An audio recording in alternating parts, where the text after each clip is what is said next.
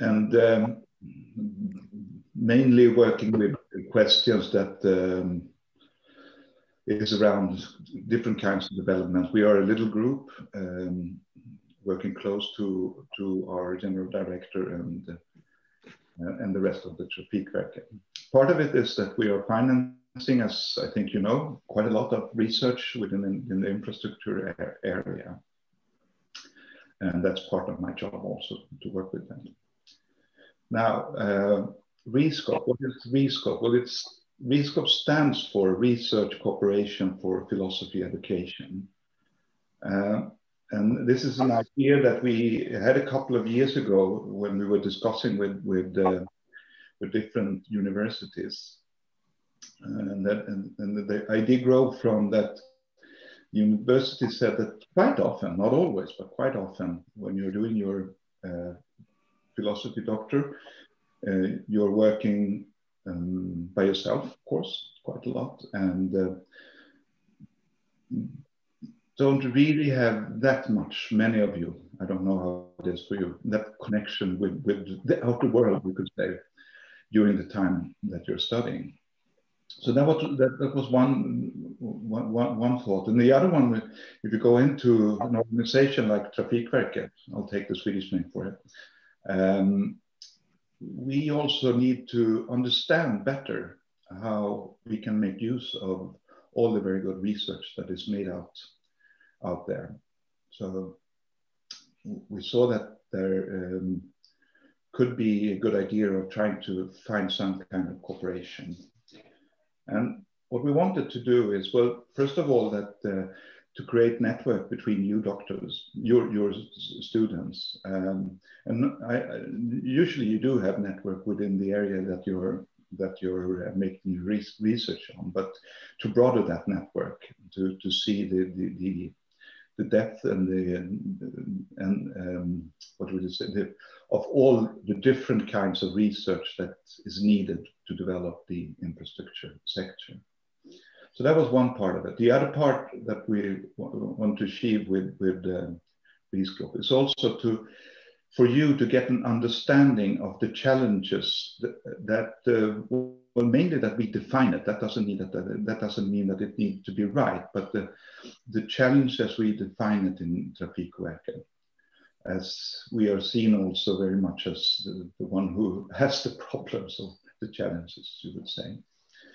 So to understand the way that we define the challenges, and then to see how your research can help us or can help the society to develop from there. But also very much to enhance or to make the knowledge between academia and us working practical, so that we could spread the knowledge both from us and also from you. And of course, we also have an interest in attracting new young people who wants to become to study their philosophy doctor. And the thing is, now, as Claes said, Closer is running this for us, but Trafikverket is large, and there is a lot of opportunities that we have seen that we can develop together in what you need or what you think would be nice to know more about, and also the same how we can make use of the research that you are doing. I think I can stop there. Thank you. Okay.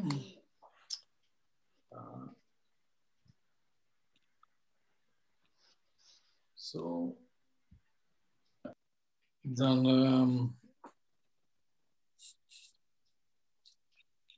I will say a few words about the RESCOP program, or the RESCOP mentor program that we are developing.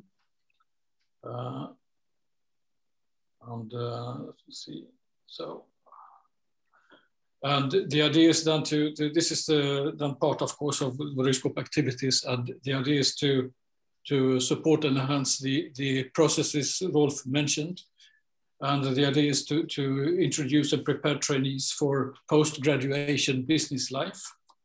And that is something we also have got as input from you in the network, that you are really interested in getting some help with.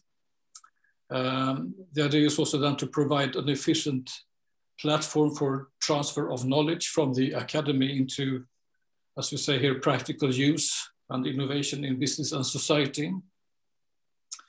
And we also know that Trafikverket has a very wide scope in research. And one idea is also to maybe, if we can form some thematic clusters within some focus areas with trainees and mentors, where we could have some also efficient networking.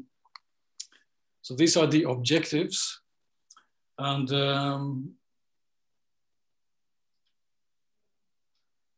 some of the suggested activities, they are that the mentor should invite the trainee to relevant meetings and seminars and events, where the trainee can participate and share knowledge, and of course get response and feedback regarding research results, and maybe also on the direction of research. The trainee should be in the driving seat in this program, we think, and should actively prepare and plan for the meetings with the mentor. And then we say that we suggest that you start with a 12-month period, and then of course with the possibility to extend it if you find the cooperation fruitful and want to do that. I already mentioned the thematic events. Then we also have some suggested requirements on the mentors. And of course, it's important to have available time to prioritize the mentorship. This is, of course, a critical thing and not so very easy today, as we all know. We also want the mentor to have a relevant profile regarding competence and network, of course. And the mentor should have good insights into future labor markets for the trainee after graduation. Then we also have some ideas about personal qualities, like the mentor should be a good listener and able to understand the need of others, have good ability to guide without steering, and have an unpretentious approach and be willing to share personal experiences and networks, as we say here. We have also some requirements regarding the trainees, and that is, of course, that the trainees should have a big interest in devoting time to the mentor program and really be in the driving seat and set the individual goals for the program and book the meetings with the mentor and plan for the content. And in order to make it work, I think it's important that you have some interest in innovation, that is to really translate the academic research into something which will be used in practical applications. Okay, that is actually what I had there. So then we have some times for questions now, or if Bo said he would be with us at this time. I don't know if you already are connected.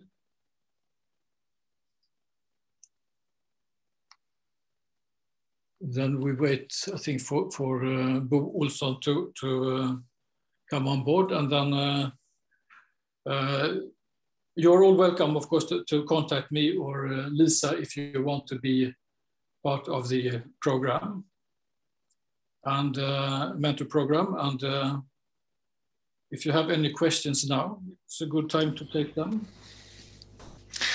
Hello, Claes, this is Job. Thank you very much for this introduction, and also thank you for this initiative. My name is Job van Elk. I'm an industrial PhD working at Chalmers, and I'm urban planner at Ramböll. I think it's a brilliant initiative to, as you explain, connect these two worlds that can easily live their comfortable separate lives, and that's of course not the point of especially the research. I wonder, there might not be any other industrial PhDs in this group, so then my question becomes very personal. But yeah, I'm an industrial PhD, so for me the aspect of recruitment, yeah, that could still be relevant, but not maybe not exactly the natural thing. And I'm also at the final year. I have 1 year left. At the same time, I do see, especially concerning the phase of my project that I'm going to start now, that this interaction with practice will be incredibly valuable. And yeah, I just wanted to raise this, and I wonder if there are other people in the group today present at this meeting who are in a similar situation. If you have any thoughts on that.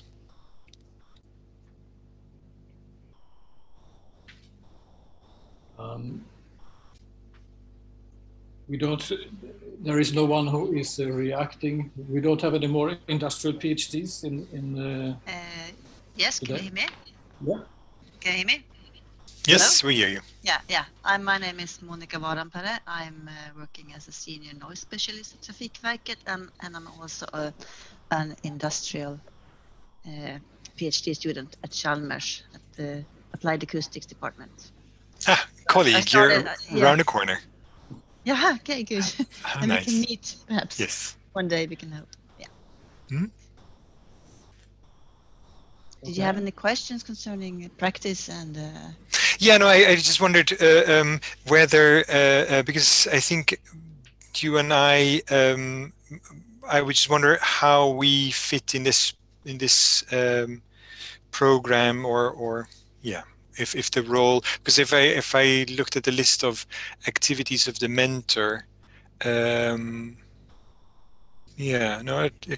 Yeah, no, I think they also fit a research industrial PhD, but then yeah, there's also the aspect of in which phase of your project you are, how this looks. I started a year ago, so I'm not as far as you are. Yeah.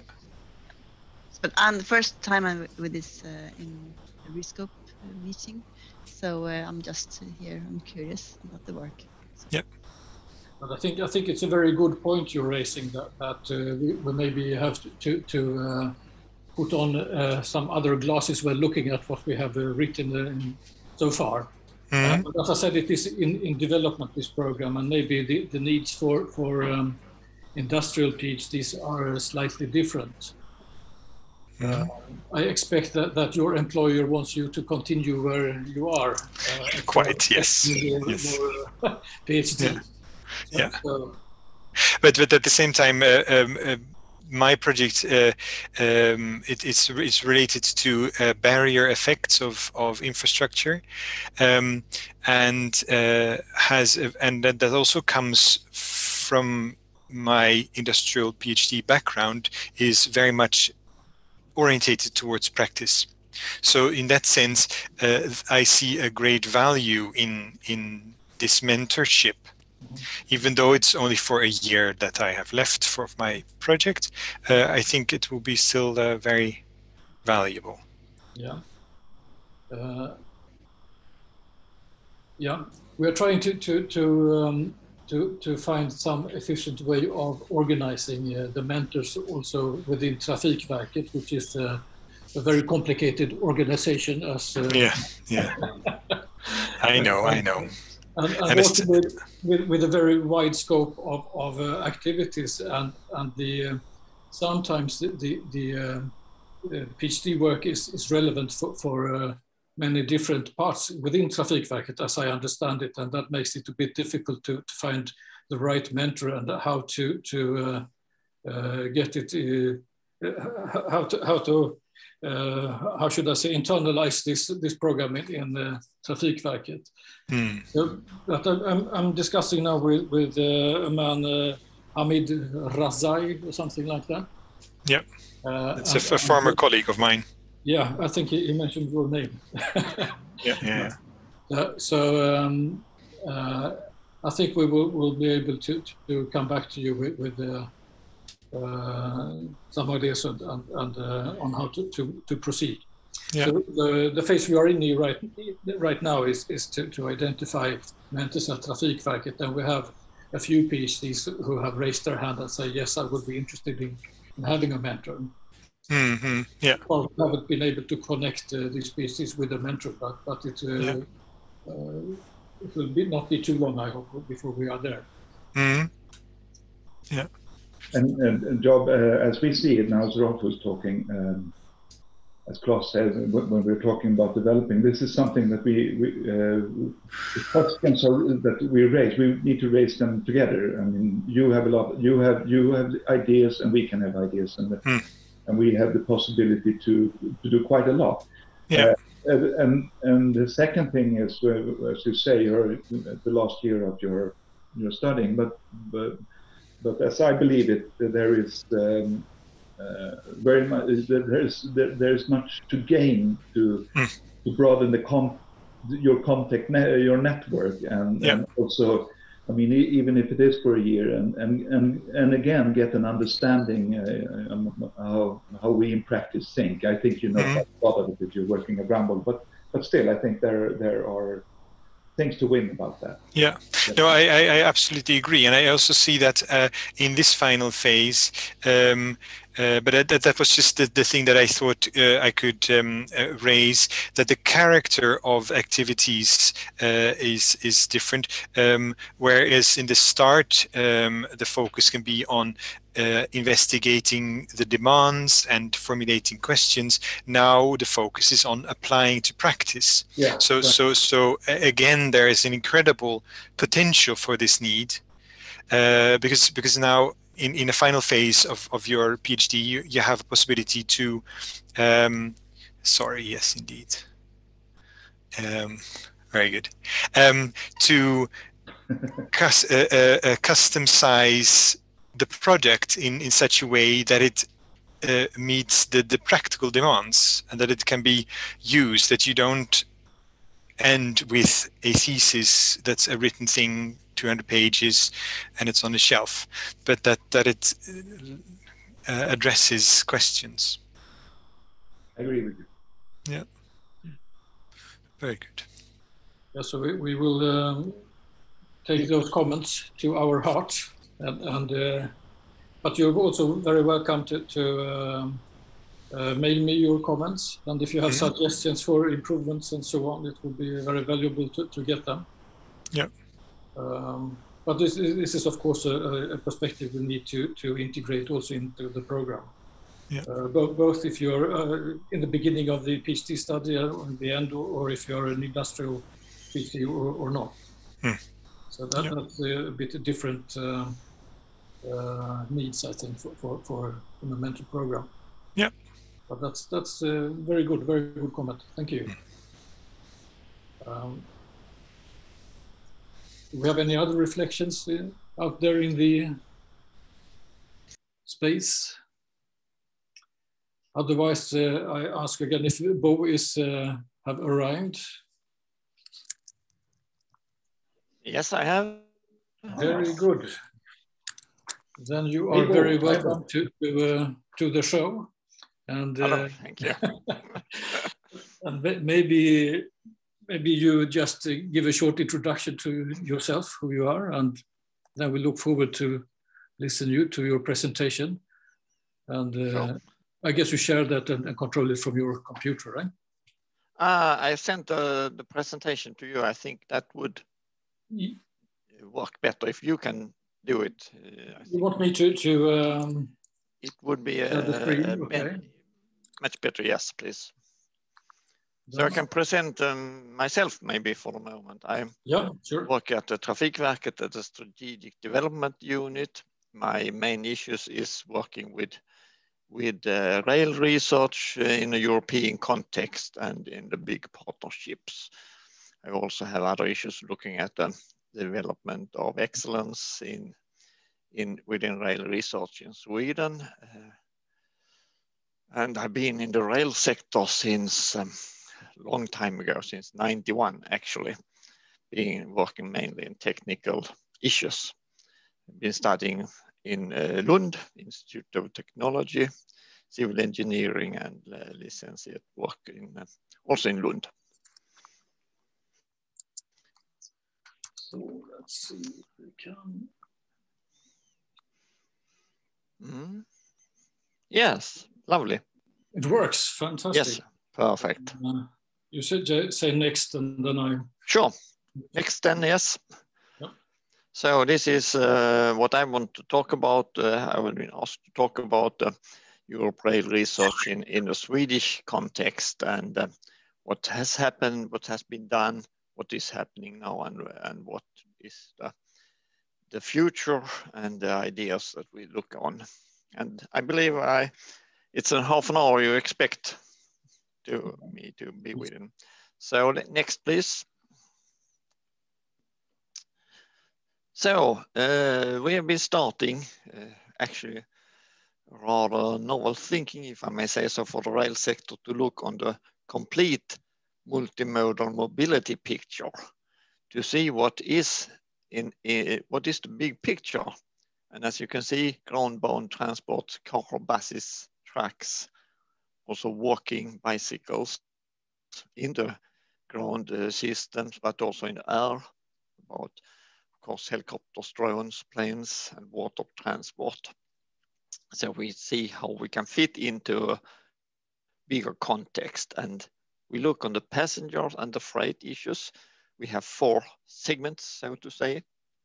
The urban mobility, which is much, of course, metro transports for rail, but also taxi sharing. Cars is a part of that system. And of course, that you walk also. While suburban is similar, but it's quite a different kind of traffic for our case. And of course, regional is even longer distances we cover. We have to, of course, see how long distance you can travel for your work each day, how to increase the size of the region work region. And then finally, what you often look at and think about in rail is the long distance transport. How is that done? High-speed rail, you know, but also different kind of intercity transports. The kind of vehicles we talk about, you see at the right, it's commuter trains, regional trains, intercity trains, high speed, but light rail vehicles and trains in the metro is, of course, big issues. So this is kind of a big picture. In bottom you see new kinds of thinking, vacuum tube, hyperloop, things like that, which is discussed, it's tested. It's not quite common in the thinking in the rail sector yet, but we have to follow it to see what is happening. I don't think any big rail operators or companies are considering hyperloop, at least for the moment, but probably it will evolve more interest. So next picture, please. Well, we have in the past years look at priorities for 2030, what the rail sector should be able to do. We developed or came up with 12 issues, 12 areas. We said, this is, maybe I should also mention it, about 5-6 years ago that we discussed this. And of course, automated train operation, similar to the thinking on the road sector, is something we in the rail has to consider. Mobility as a service, we've been talking about this for a long time. Also logistics on demand has been discussed a long time without actually making a breakthrough. One thing we also said was more value from data. We are getting a lot of data and we'll be able to get even more different kind of data from swarming of phones to actually detectors of different kinds. But to handle that and get the value out of it is quite a challenge. We also think that optimal energy use is important. Okay. We have in the rail, as you know, mainly electrical propulsion, at least in Sweden. And but other users of electrical energy needs to have that bit of the supply. So we have to reduce the usage in rail. Also, we think number 6, how to time it to the second to actually make a more precise and exact movement of the vehicles is a way to improve the productivity. Cost is of course important, so we can save the money or make money in the sector. And then health in assets and the availability. How can we guarantee that? That's also a major issue. We'll see later how we think about this. And intelligence in trains, and actually also we have added lately on infrastructure, is something that we feel is coming. Stations and smart city mobility, also intelligence issue. Of course, the environmental sustainability and societal sustainability. And then finally, the delivery of research and innovation. I think we need to work on that to make it better and make it see that it's relevant. So next, please. In the European Union, all rail research funding has been done through the Shift to Rail joint undertaking in the Horizon 2020 program. And it had a project volume of about 800 million euros, whereof Trafikverket, we had 40 millions roughly. And of these 40 millions, about 35 millions go to our partners in Sweden. And that is mainly academia, universities, high schools, research institutes. So we work very closely. We don't have a big volume of researchers in Trafikverket. We maybe should have some more, if I may reflect on that. We need more skills in Trafikverket on these issues and more senior knowledge. And then we also say that in the Shift Rail program, the implementation, we need to do things for that. We need to have actions. And one issue is the digital automatic coupler demonstration testing we do actually in real traffic situations. We have winter tests ongoing in Luleå on this. And that's something that the Commission and everybody asks for, to do this, to see actually how it's done. And then, of course, the projects and the contents are discussed among members, but decided by the Commission. So next, please. So after this, we have thought that Horizon 2020 did end last year, started 2014.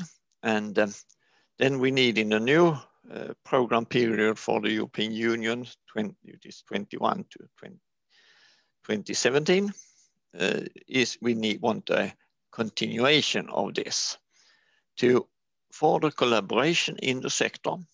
Of course, there is a financing done by the EU, but we also need to collaborate between partners. And you can see down to the right that DB, SNCF and Trafikverket have a very close cooperation now in the present program. We want to develop that and expand that. And the collaboration may be the big value of such a big joint undertaking. And of course, the politics is important in this to show the different stakeholders how we can deliver results in the rail sector. And of course, we need to speed up the usage and the values for operators. So next, please. As you see, European partnerships, European Commission partnerships is a vast amount of areas. You can see at the top transforming rail, which is what we discussed for the rail. And we have clean aviation, we have waterborne transport, safe automated road transport, all those within the transport and mobility box.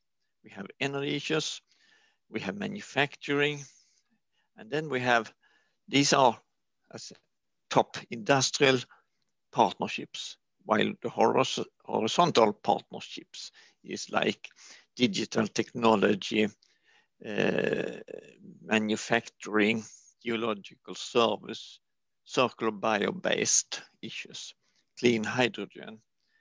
And then there is another group with health, food, or agriculture.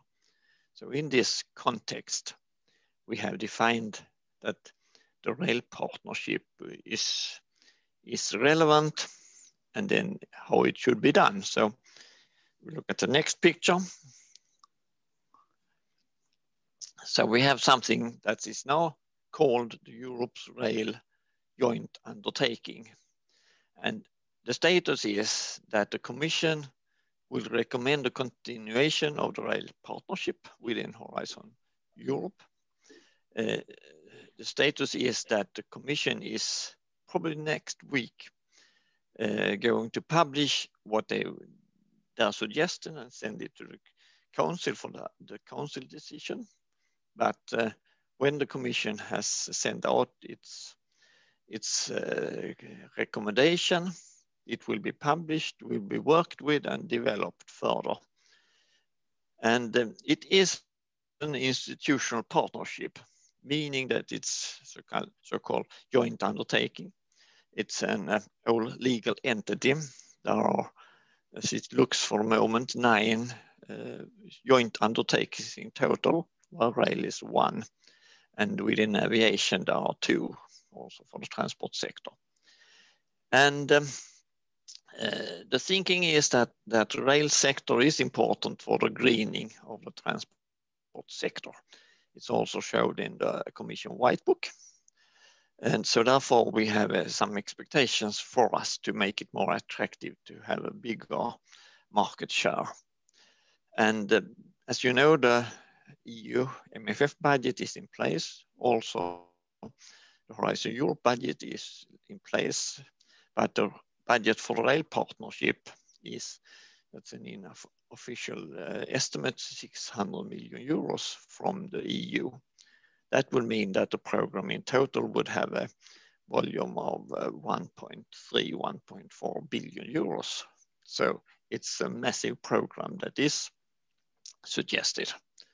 And it actually had increased from 450 millions in the present program to 600 roughly in this new one.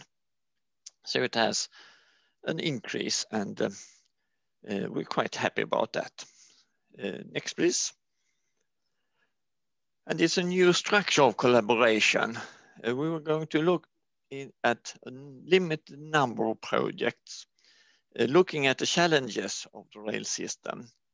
In the present program, we more like worked with different technologies to improve them and to develop them, which was quite a good way to do it in the beginning.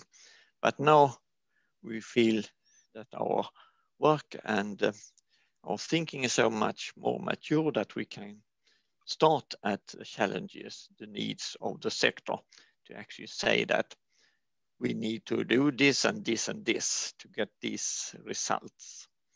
And of course, the requirements increase, so values of the projects, the work will be analyzed.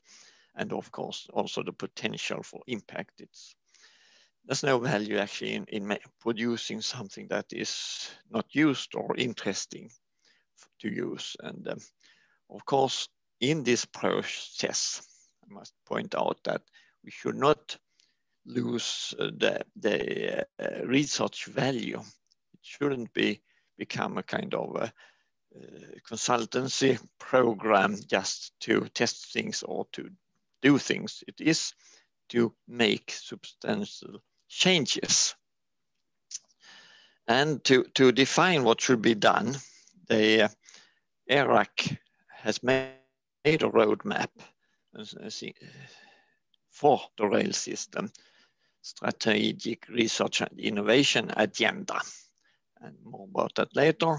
And the joint undertaking, when it's formed, will make a master plan to just define what is expected from the program more precisely.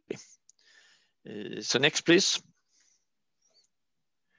We have defined in the work in ERAC, the technology platform, 4 areas that we think is the major ones. You can see them here: digitalization, automation, mobility solutions, sustainable solutions. All these things that we put into them to show what kind of results we want. And also you see that there is cost savings and deployment of innovation. We need to work on that. We have to have better regulations, standards. We have to find solutions that can be rather quickly delivered to the sector. But also we should work on long-term changes. So next, please. For a partnership to be set up is a long process. And as you can see here, started May 2019 with consultation of member states.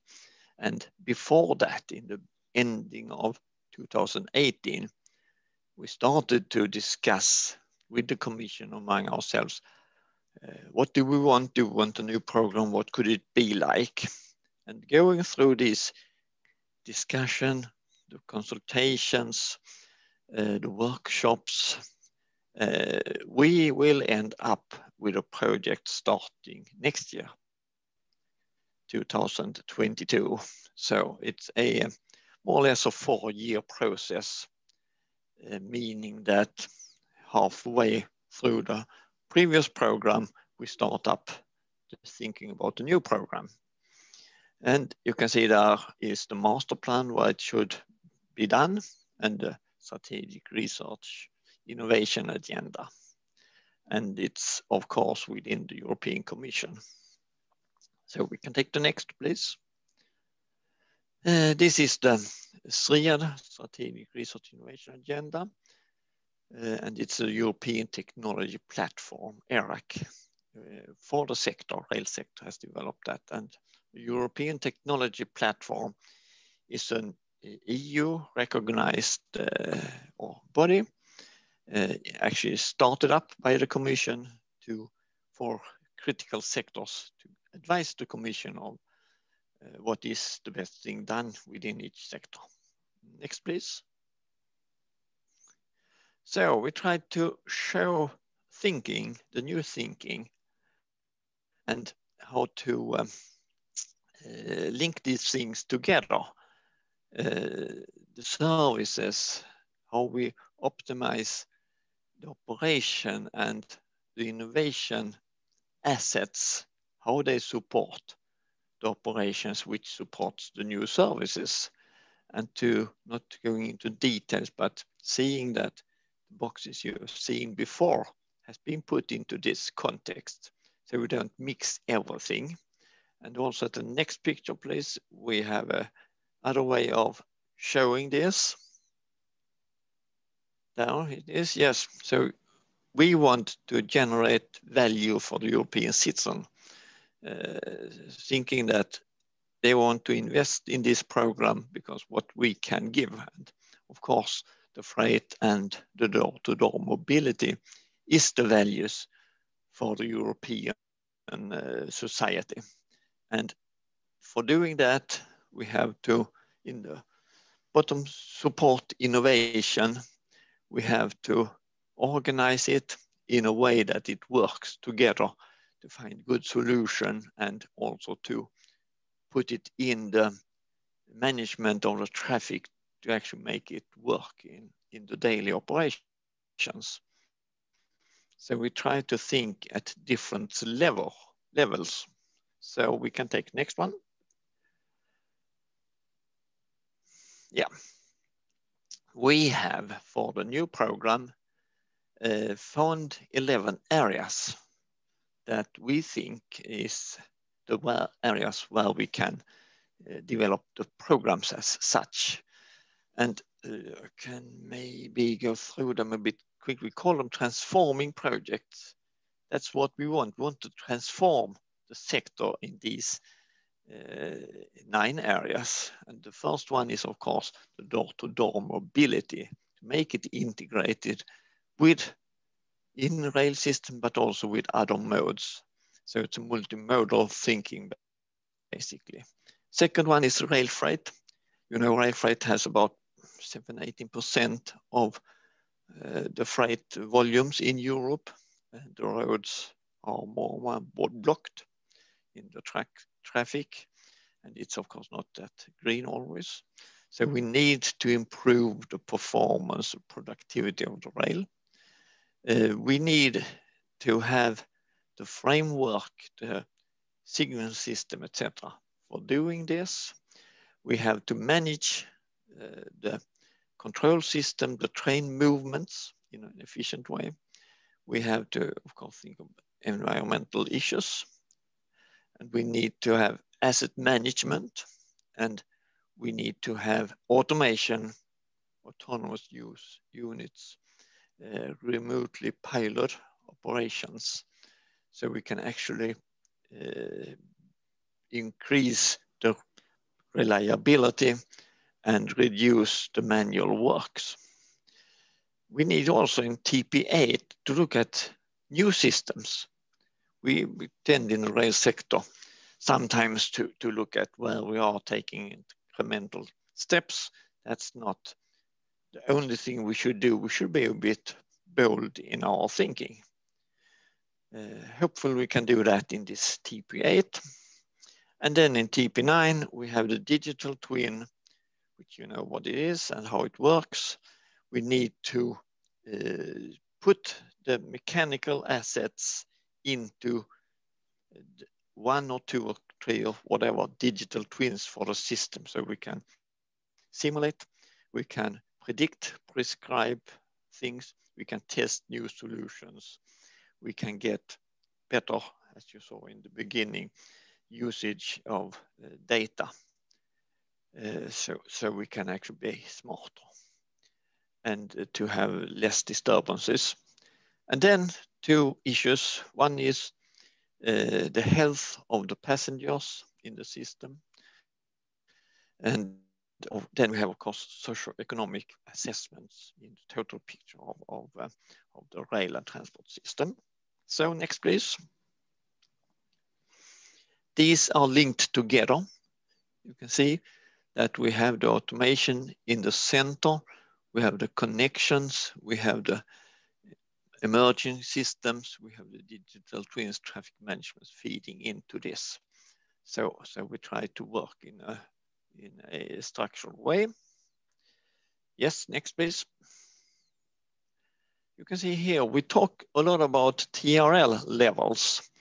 And of course, we should, if looking at large scale demos, we can do that, we should do that, where we test it and learn from it. And actually we should have a feedback arrow to breakthrough ideas, TRL 1 to 2, where we think new, think of other solutions that haven't been developed today. We get basic knowledge.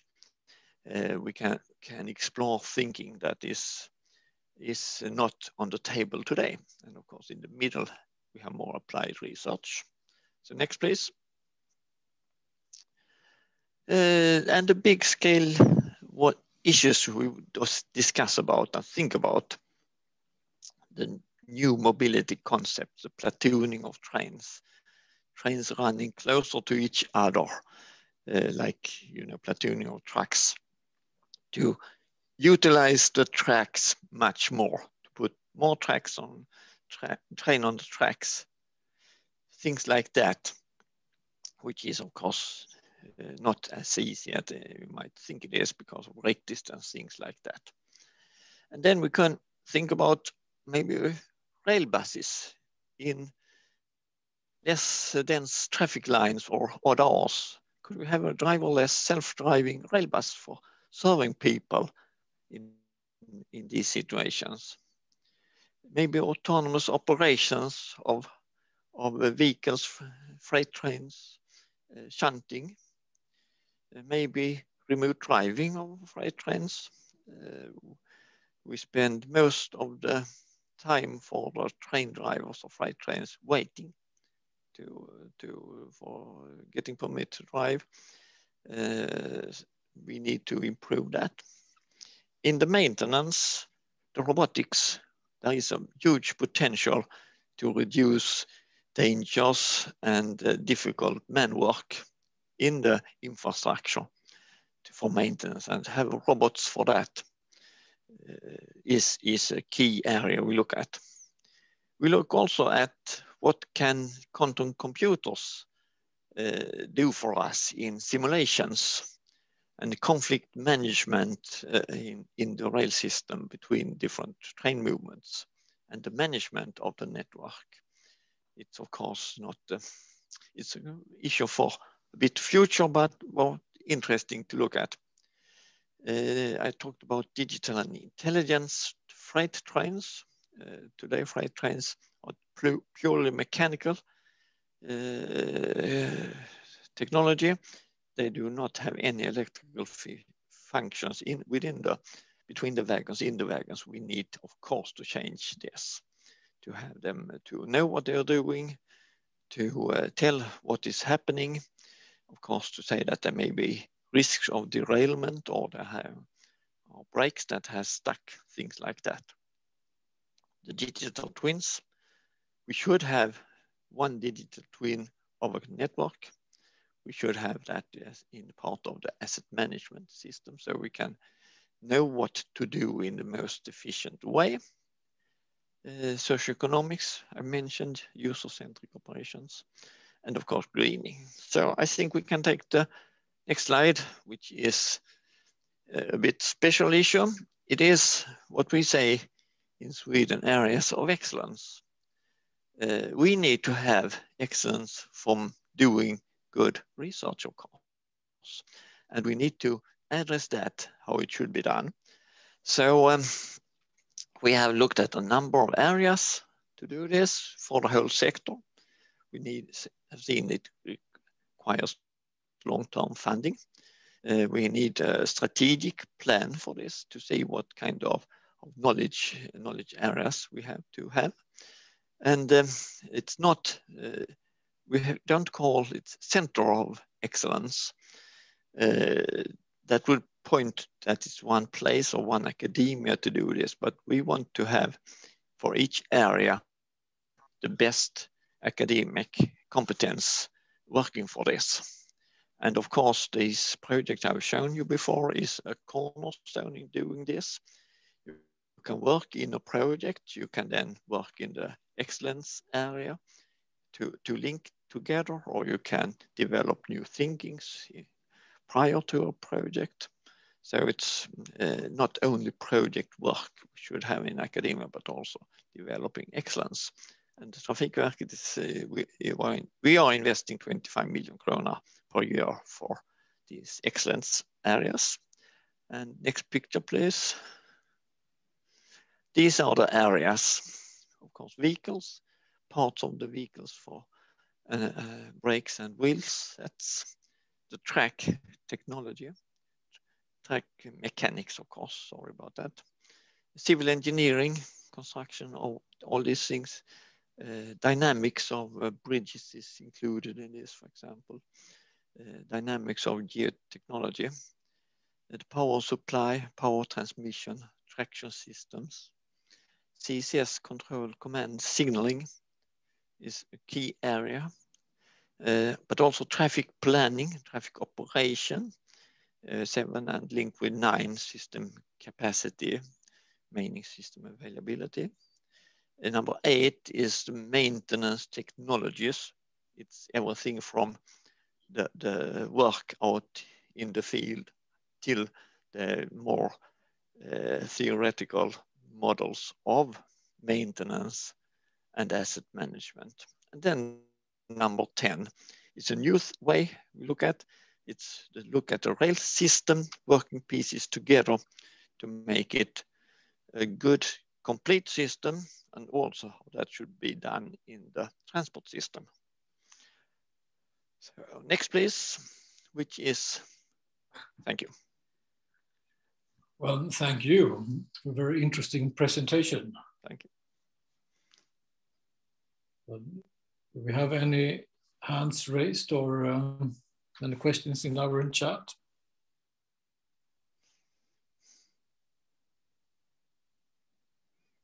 Then I will, as I work a little bit with hydrogen, otherwise I understand it's not so interesting for Sweden, but in a European context, do you think that hydrogen can be an interesting thing for railway systems to get a fossil free? I think that hydrogen is more interesting for a rail system than a lot of people think. Mm-hmm. It is a great value, and as also that we can use it for propulsion in areas where we don't find it viable to have electrification. We can also use rail for transporting hydrogen, actually, since that is a problem. So I think hydrogen and rail are closely linked, and the new joint undertaking, Clean Hydrogen, we see a connection with them, how to do this together in the rail sector. So yes, indeed.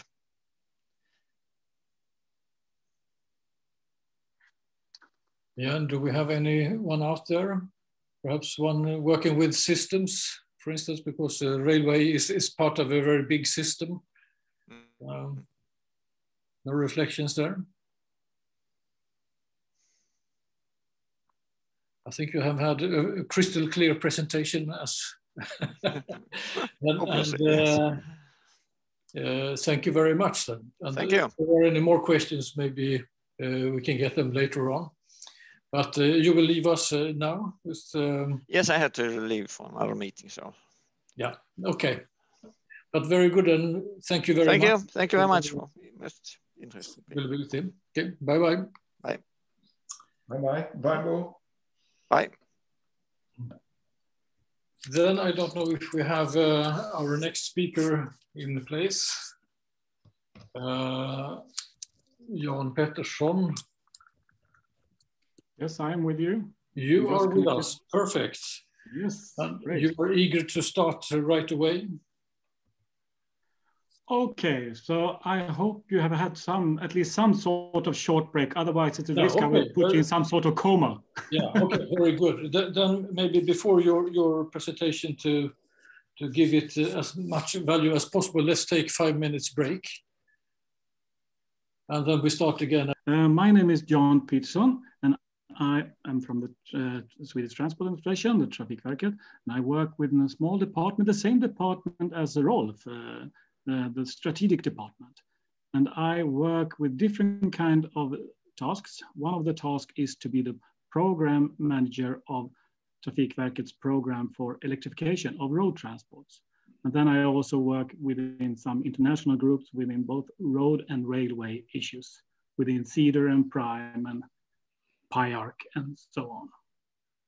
Yep, that's short about me.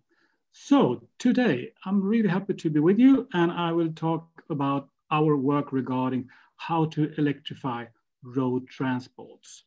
And that is a really hot topic for us at Trafikverket, but also for the entire society, of course, because a lot of things is happening right now regarding electrification and how to make the transport system fossil independent. First of all, when I talk about electrification, I talk about three different kinds of techniques to electrify road system. The first technique is to use dynamic charging of vehicles that we call electric road system with the shortening ERS. And I also talk about, and we work with static fast charging for battery vehicles. And last but not least, we are also now starting to analyze the hydrogen, the fuel cells issues. And here I can directly say we have a lot to learn in Sweden and Trafikverket regarding fuel cells, because of course, this is not a new topic, but it is a topic that really has got a boost the last year, I must say, during 2020. So I think fuel cells and hydrogen will be something that we really need to keep track on what is happening regarding this. But I will come back to all these three techniques during my presentation. And feel free to interrupt me and ask questions and whatever. That's totally okay with me.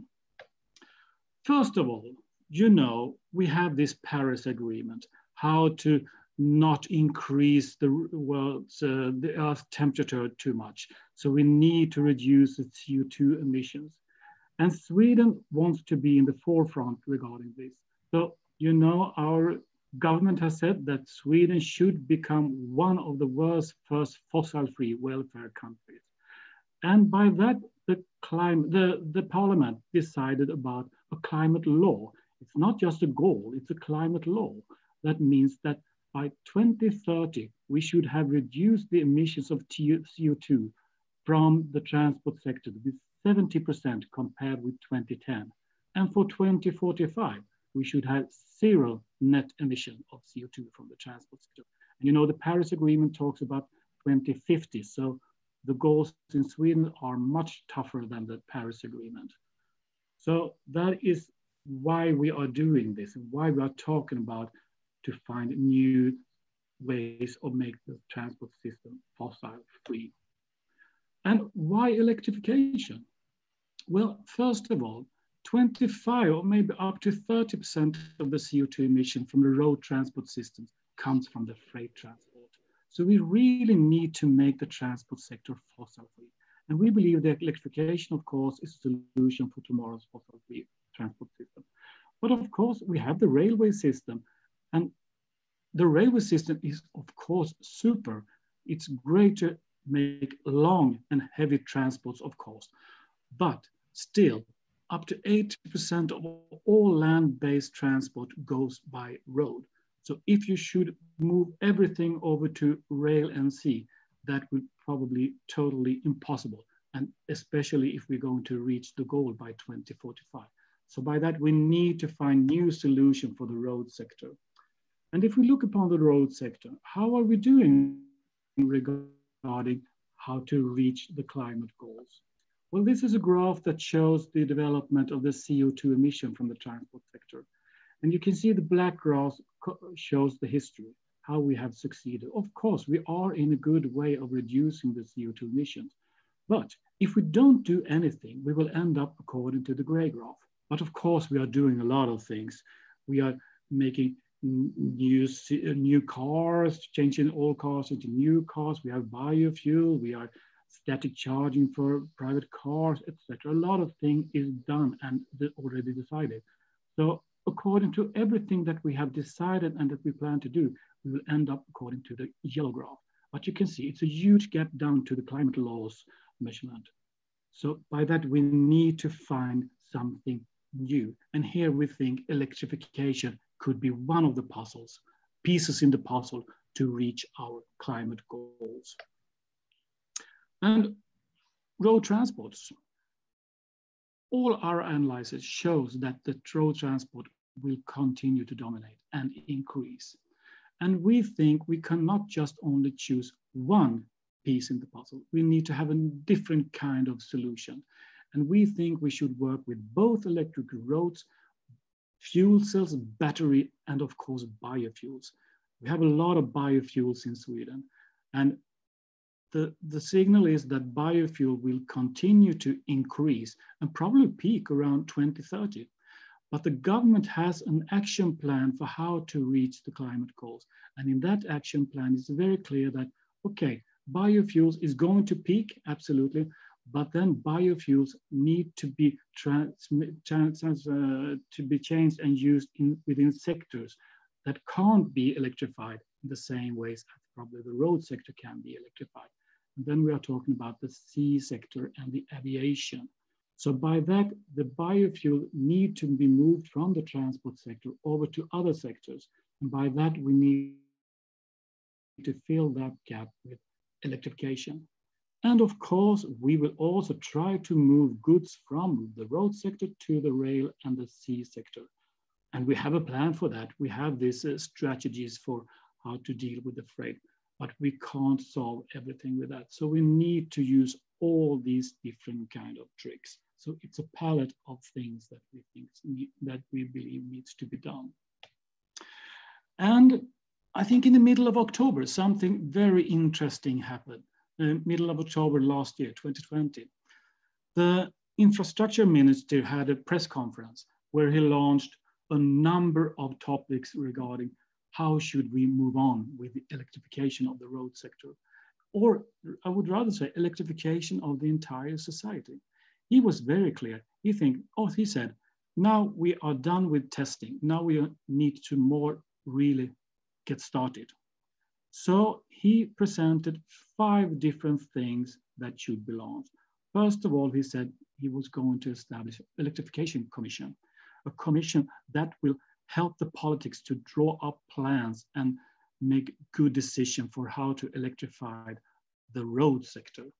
And in that group, you have CEOs, or in the transport sector, I would say, because Sea and Aviation is also part of that. He has a number of CEOs from Scania, Volvo, Stena Line, etc., but also from a number of institutions in Sweden. And they will deliver a material by the end of 2022.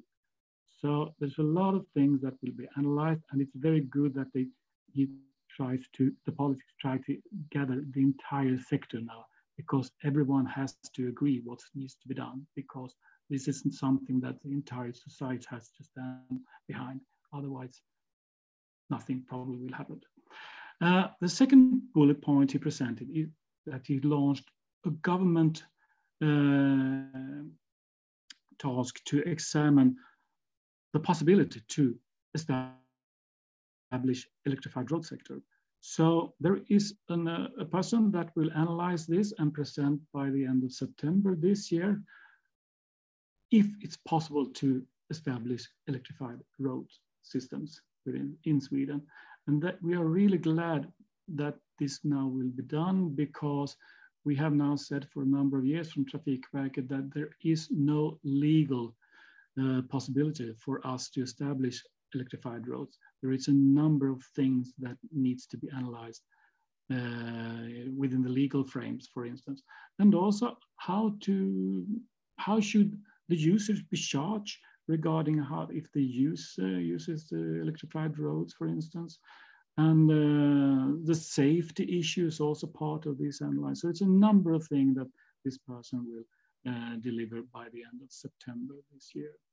And the third thing is that they will establish, or has now already established, a strategy group within the infrastructure department that will analyze how to electrify the entire society. And then we're not talking just about the transport sectors, we're talking about the industry, the society as a whole. So that's also very interesting, and that they will also deliver something by this autumn 2021. And then they gave Trafikverket 2 tasks. One task was to plan for deployment of ERS. They said, please, we need the transport administrations to present a plan for deploying 2,000 kilometers of electrified road system by 2030 and 1,000 more kilometers for 2035. So in total, 3,000 kilometers of electrified road system by 2035. But we are not talking about any decision about building this. It's just a decision to plan for this, nothing else. And the last task was also for Trafikverket. And that's a task to analyze the need of static fast chargers for heavy transports along the major road network. So these were the 5 issues that the minister presented in the middle of October. So it was quite a big package regarding electrification. And of course, why is he doing this? Of course, back to the goals: decrease the need for fossil-free and reduce CO2 emission. But electrification of the road sector is also very interesting because you're actually using the existing infrastructure. For instance, if you establish a ARS road system, you use the existing road infrastructure. So it's very efficient. And of course, electrification is very energy efficient, of course, and it will probably lower the transportation cost in the future. And then we have the Swedish model, a good cooperation between administration, governmental administration, industry, and academy and politicians. So it's a good thing to use this Swedish model to have a good cooperation between these 4 actors. And of course, the politics wants to see, can we create a new national knowledge areas in some way and new industries, and by that also create new jobs. So this is the things that are behind this decision to analyze how to electrify the transport sector. So all these pieces are something that we need to take in account when we are doing our analysis, because as I said, this is a puzzle. And all these pieces, I think many of these pieces will fall in place during 2021. So 2021 will be, as I believe, a very interesting year regarding electrification. And I have really big hopes that we will have some good results by the end of 2021 regarding electrification. Okay, now we'll talk a bit more about the techniques. I will talk a lot about electrified road system because, of course, that is something new that are at least new for many of us. And I will talk a lot about that. But first of all, I believe, and we believe from the Transport Administration, that whatever we choose, we can't think that it will be a solitaire in the system. For instance, to deploy ERS road system, you can't do that if you don't have an interaction between electrified road system and static charging system. You need to look at the entire puzzle. And of course, once again, fuel cells will also probably be a piece in this puzzle, but I would say we know too little about this yet. So it's very important when we talk about electrification, we talk about all these different kinds of solutions. And we think all solution is needed, and we think they need to interact with each other. So electric road system, as I said, it's a system that when you try to transfer energy while the vehicle is moving. So that is quite special. Of course, electric road system, if we talk about electric buses, has been in a long, long time. But this is a system now that you have a vehicle that also have a good complemented battery. So you can leave the road, charge, and then you can leave it once again. You can extend your travel by charging dynamic using an electrified road system. And there is a number of techniques regarding electrified road systems today. And we are talking about 3 different kind of type techniques. To the left, you can see 2 examples of inductive, wireless transferring of energy. And the 4 pictures in the middle are conductive system, where you take the energy from beneath or from the side. And the 3rd type system is when you take it from above, a conductive system, typical rail system, I would say. And we want to test all these systems because, once again, this is under a huge development phase right now. And who needs? There could be different kind of perspectives and needs of this technology. And the government is also very clear with us. They think we should continue testing and analyzing this system, all these systems. As the minister says that he wants Sweden to become a permanent world exhibition regarding smart fossil-free solution for the transport sector. But of course, if you want to deploy electric road system, you don't just need the system in the road. You need a parallel electric grid. And you need to connect the parallel electric grid with some sort of existing regional electrical grid. And of course, what kind of electric solution you choose for the ERS system probably ends up that you probably needs for more road infrastructure, for instance, safety barriers or service roads and so on. So it's a very huge system to deploy and also very costly system. Well, back to this saying that we should become a world exhibition regarding smart system. We have now in Trafikverket for a number of years decided to test a number of systems in Sweden. And a lot of tests is going on across the world, of course, but they are mostly in test sites. But in Sweden, we decided quite quickly, let's go out on public road because we probably learn so much more if we test in real situations. So 2016, we inaugurated a test together with Siemens and Scania, this catenary system up in Sandviken. And 2018, not 17, we started the test outside Arlanda together with a company called Elways with a road-bound rail system. And now we have also built two more systems, one road-bound rail system down in Lund and one inductive system on the island of Gotland between the airport of Visby and city of Visby together with the Israeli company Electrion, and that is an inductive system. But all these sites are temporary sites. We build them, we get a lot of knowledge, and then we dismantle them. So actually we have already dismantled the Sandviken project last year. And this year we will dismantle Arlanda project. And I said, things are going on across the world, and this is a map that shows what happenings across the world. It's quite an old map. It's from 2017 from the organizational PIARC. Here you can see a number of countries across the world that are working with the electrified road system right now. And actually, it should be more colors on this map by now. We are working together with a number of these countries, but we have an innovation partnership that was decided by our government to work closely with Germany and France regarding ERS road system. So we started the work together with Germany 2018, and now we will add France, and we will continue to cooperate together with them until 2022. And this is very good because then we can be quite strong when we talk with, for instance, the Commission or institution or organization that work with standardizations, for instance. So this is a very fruitful cooperation. And we have a special pitch together with Germany, and that is actually to analyze a possible ERS corridor between Sweden and Germany. And of course, we want to add Denmark in that cooperation also, because they are in between. So they are also part of this discussion. Then we have received another task, and that is actually to deploy the first permanent section with ERS road system in Sweden.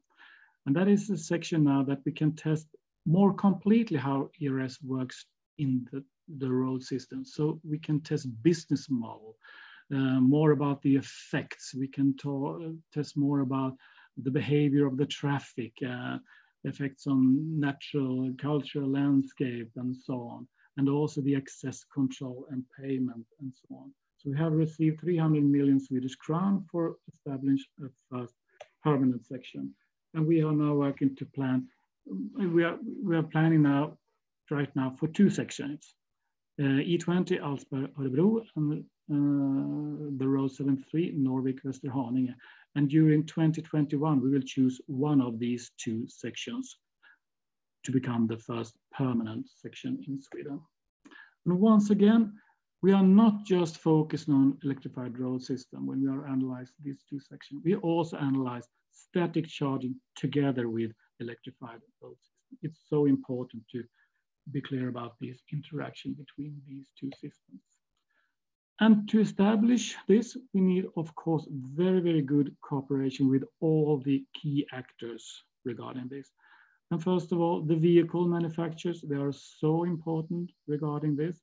And here we can be very open that there are different kind of use when we talk about ERS road system in Sweden. I mean, we have Scania and Volvo in Sweden. Scania, they are very keen on ERS road system, but Volvo is not. They think, let's just focus on static charging.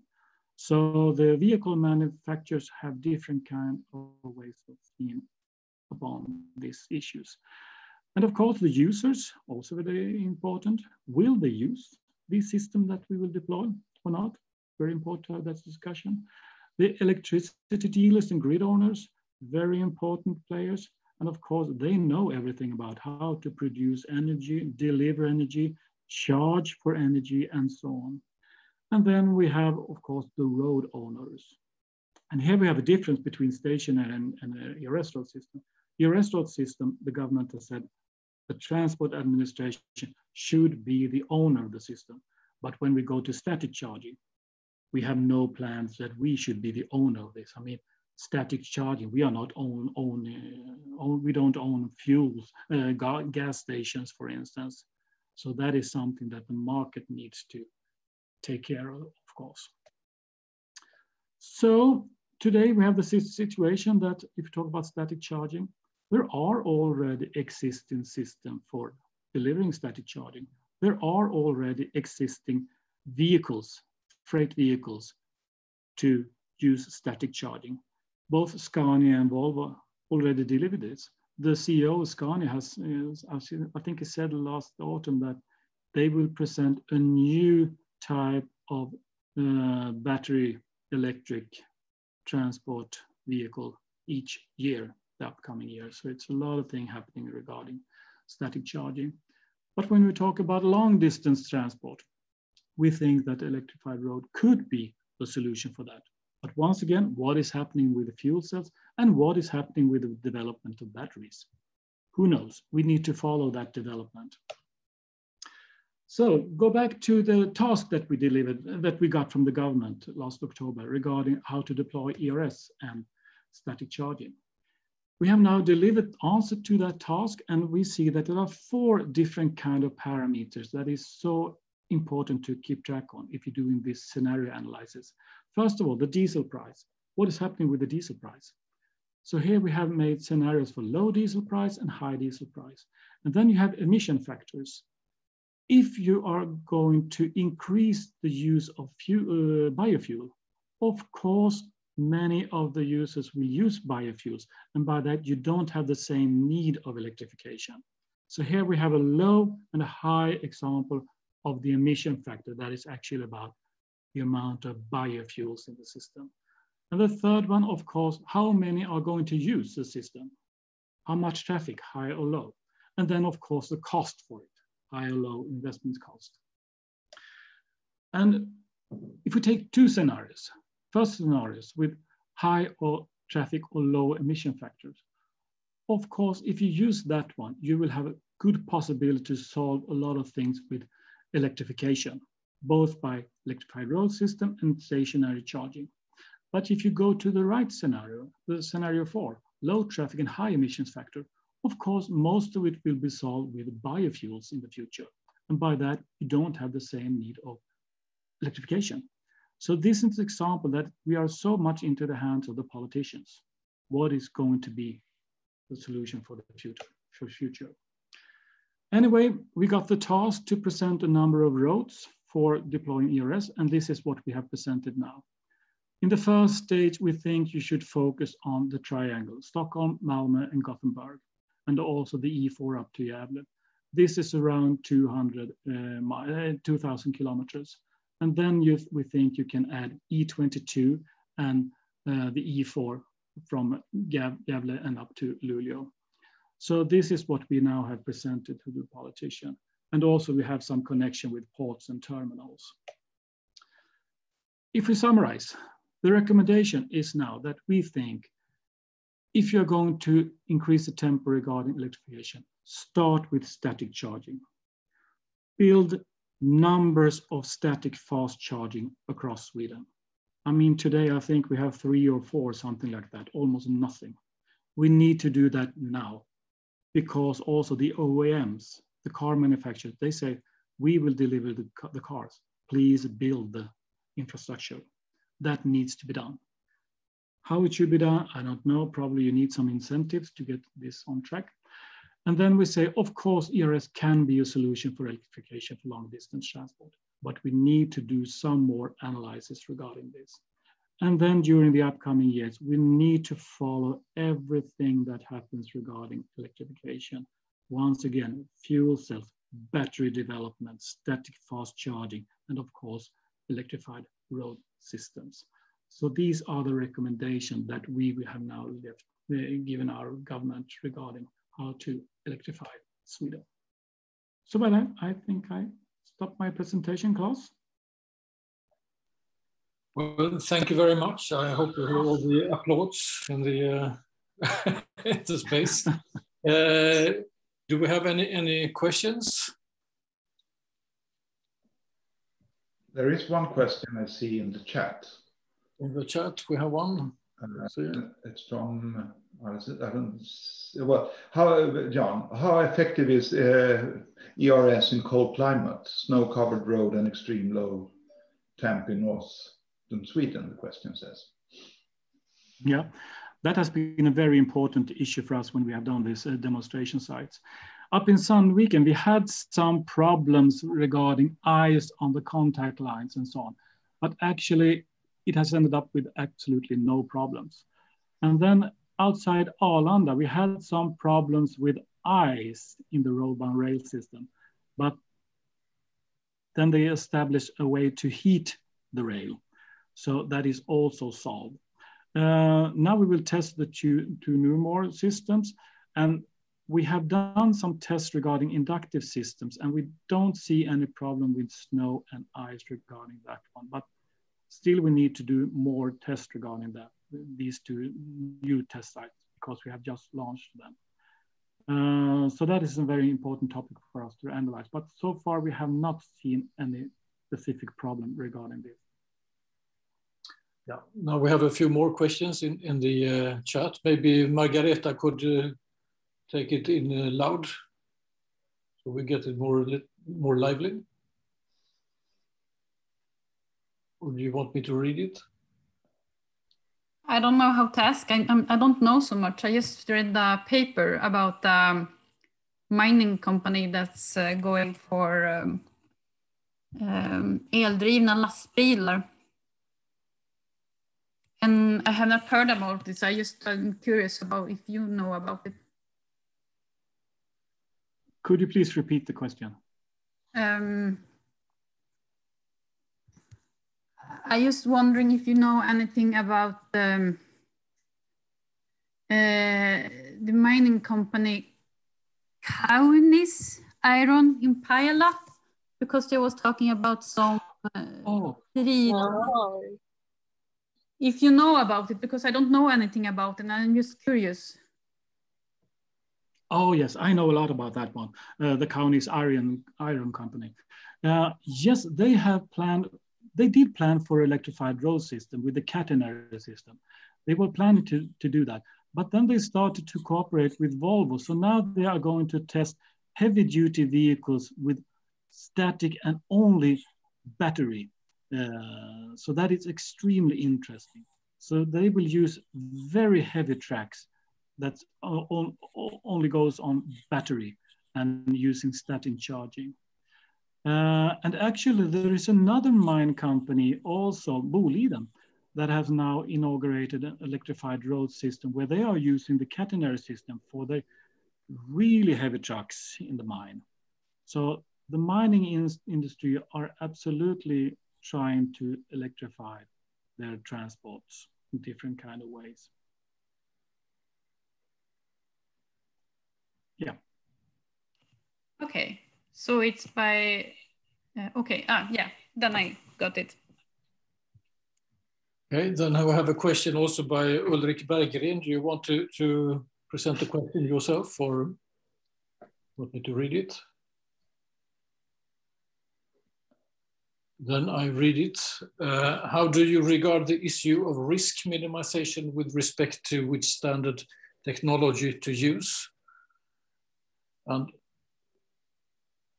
this was directed to everyone, so I don't know if you, Jan, have any comment on that, or? Are we talking about fuels and static charging ERS, or are we talking about different kind of techniques within ERS?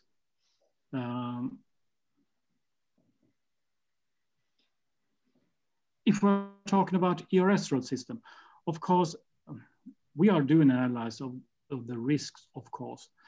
And that is also a very important topic within the innovation partnership together with Germany and so on.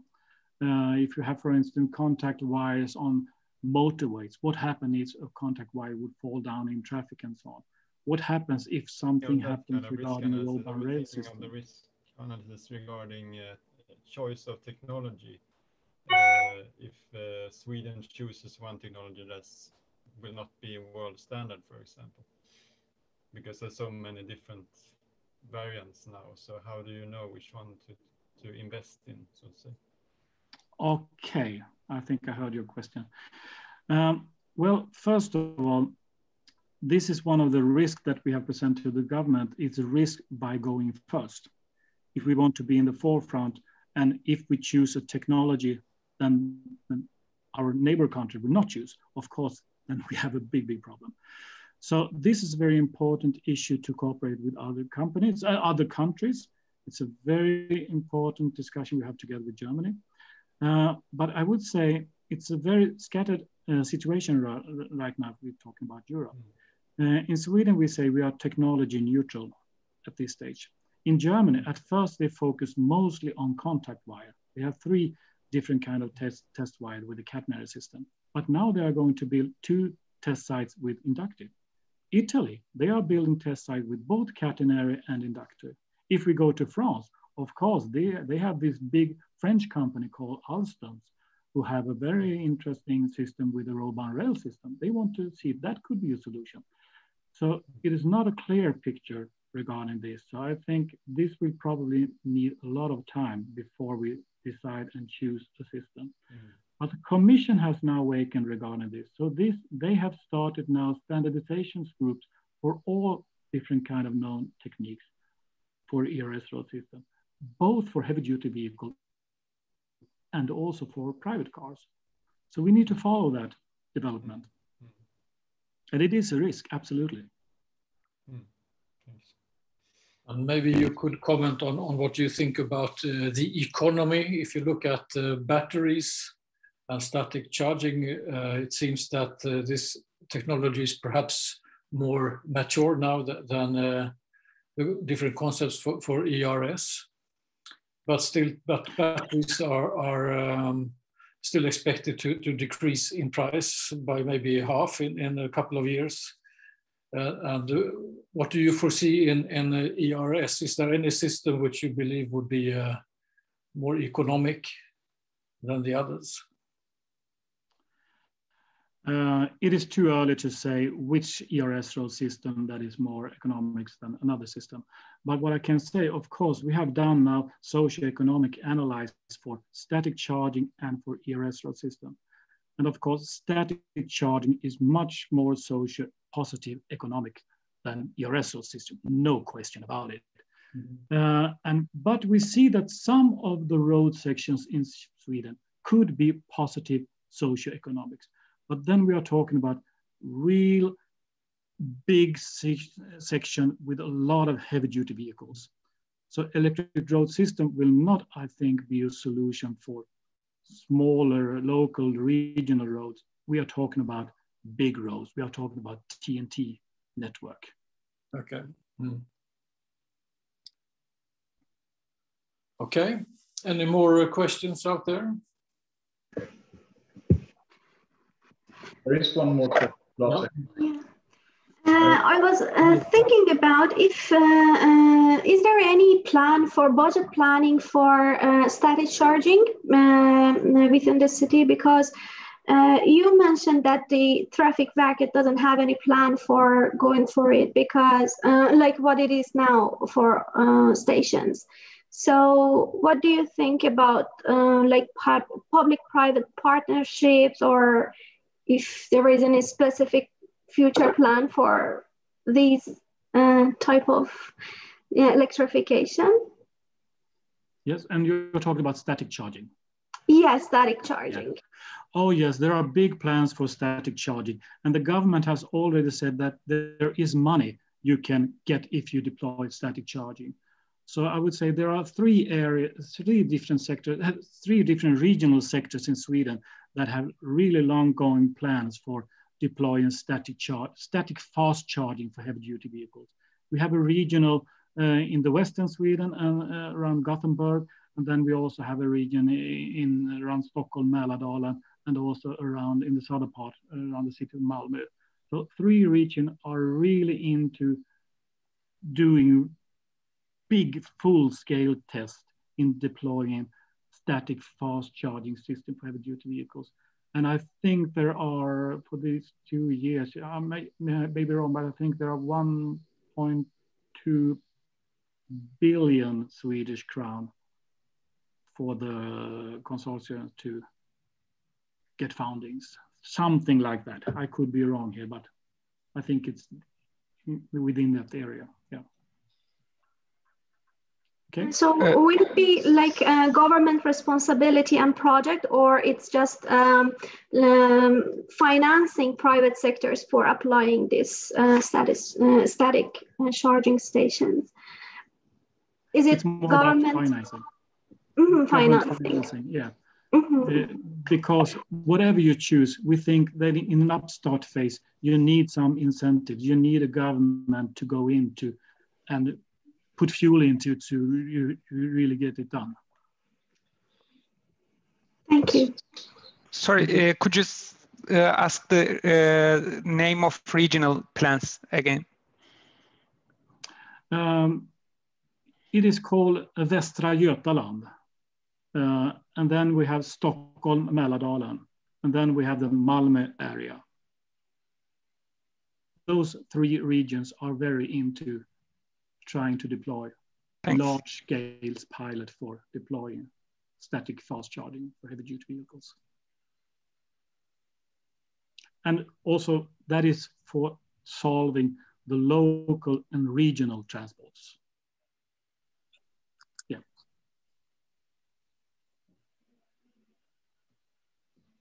I have a question. Are Trafikverket working with finding financial solutions to reduce the costs for the users when buying new electric trucks? I mean, in the initial period when the trucks will be quite more expensive. No, we are not. But we have raised that as a very important issue. We think that the government need to send out some incentives for the ones who will change from diesel to electrification. And I know the government is looking upon Germany, because Germany has now a suggestion that if you have a duty vehicle and you want to change it to electrified, then you will probably receive a funding of 40,000 euro per vehicle. So I know there is some discussion regarding that, but that is not a task for Trafikverket.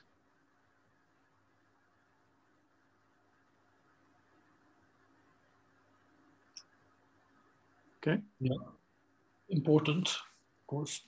Any more? Maybe we have time for one more question or so. I cannot maybe. Are there any studies that evaluate the energy supply side in Trafikverket or carried by government? Because obviously electrical energy demand will increase deployment of these technologies. Absolutely, we have done an analysis regarding that.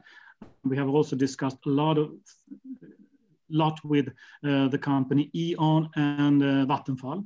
There are very important players regarding this. And we think that the amount of energy regarding this, the answer we get from these actors is that that is not a problem. But a problem could be the net capacity around the three big cities in Sweden. So that is something that must be solved, of course. Otherwise, when we're talking about electrification in this, when we have built it in full scale, we're talking, a number of years from now, then they all say that that must be solved, the net capacity. Thank you. Okay. Well, thank you very much for a very interesting presentation. And we can say that a lot of things has to happen until 2030. So there are many interesting years to come. A lot of interesting technology to follow how it develops. Then I would just like to maybe I share my screen as well. And then okay, I'll leave you by then. Thank you for leave us. Okay.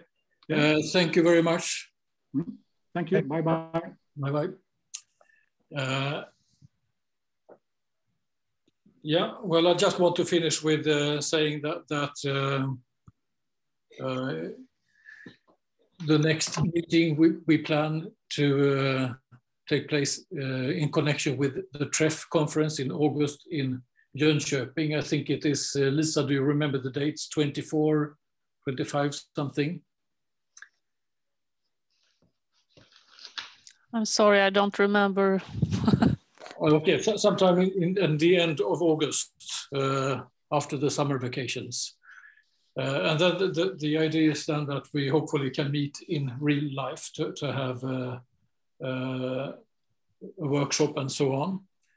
And we are, of course, also open for suggestions what you would like to cover in such a meeting and workshop. So please give us input. And if there are any issues or questions or inputs you want to make, you're welcome to mail me or Lisa, and you have our contact details